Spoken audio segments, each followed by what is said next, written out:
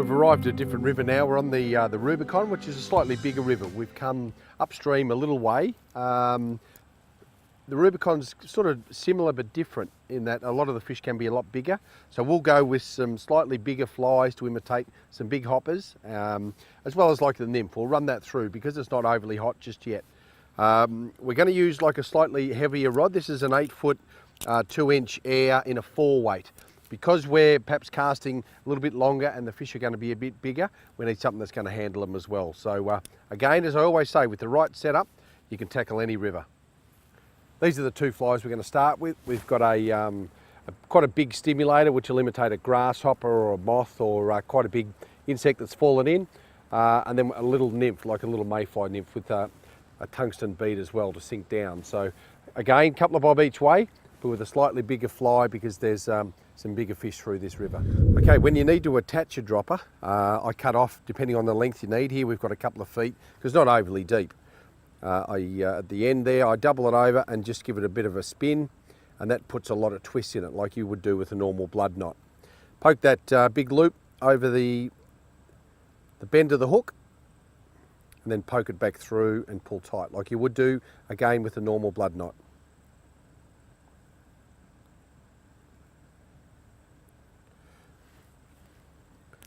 Trim that off, tie your nymph to this end, and you're all set for your double dry and nymph rig.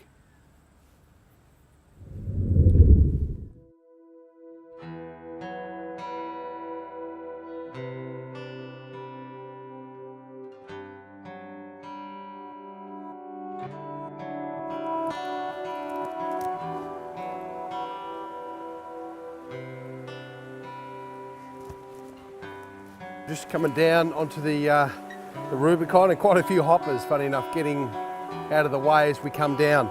But it's still a little bit of dew on and a little bit of rain, so they're really not bouncing around in the air as much. Come down here, it's a little bit different to where we fished earlier in that it's a little bit more bouldery and it's a little bit more boisterous. So you don't get the big pools that we had before, or in say larger, flatter rivers.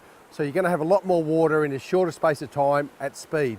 So you pick little pools behind boulders, little runs, little bubble lines, and concentrate your casting on that, and that's where the fish are going to be. Again, they won't be in that really hard water, but they need to swim too hard just to maintain their position. They'll just sort of be on the slack water, behind a boulder, duck out and grab either the hopper or the nymph, and then we'll be into them. So that's the plan. So let's just try and put that into practice, and hopefully we'll come up trumps.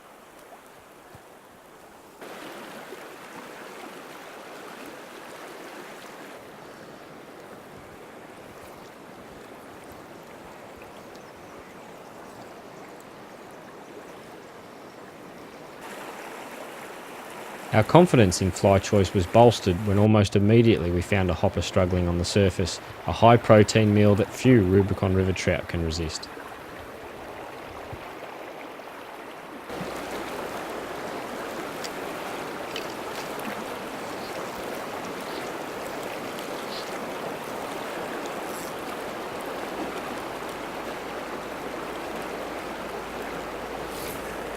Yeah.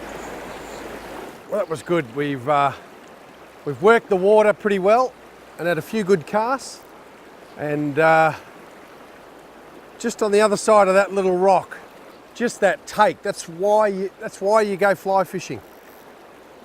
And he's just going to get down below us. He's a good brown, and this is why we've gone for a bigger rod, something where you can sort of direct the traffic a little bit more.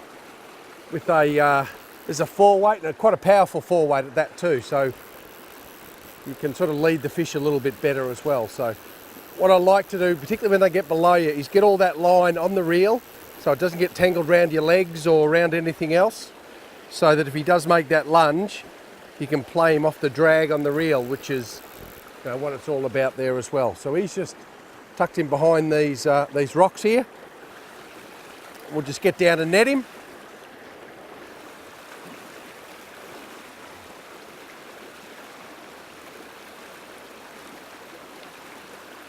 And that's worked out quite well.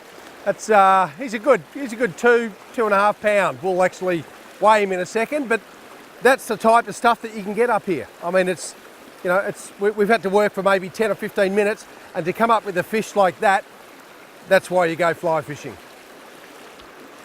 I keep saying the same thing about persistence, but you've really got to work the water and make sure that the fish gets to actually see your fly. And sure enough, when they do, like with that little hopper that we just saw before, this guy's taken it.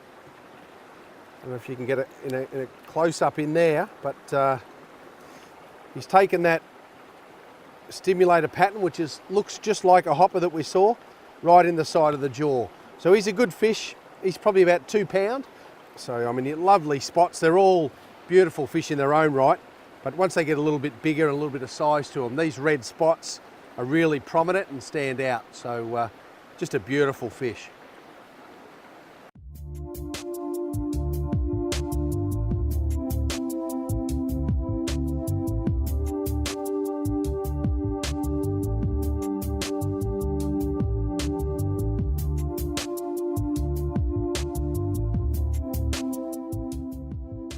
So that's what you come up to a river like the Rubicon for, a great fish like that.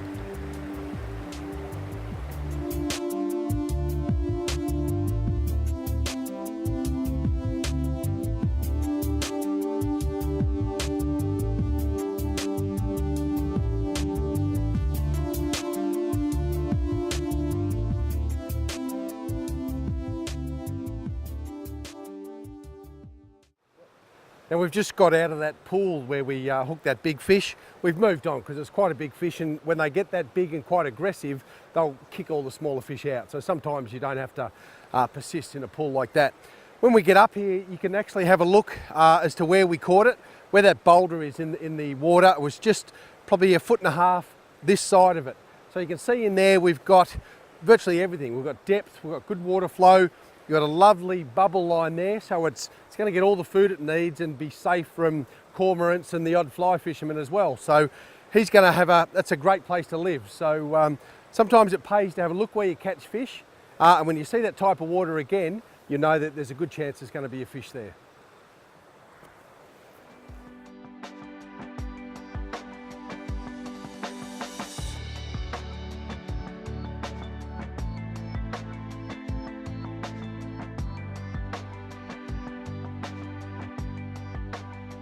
We hope you can join us next week for our final episode of the season as we sit on the banks of the mighty Goulburn River, waiting for the evening rise and look back on a season on the fly.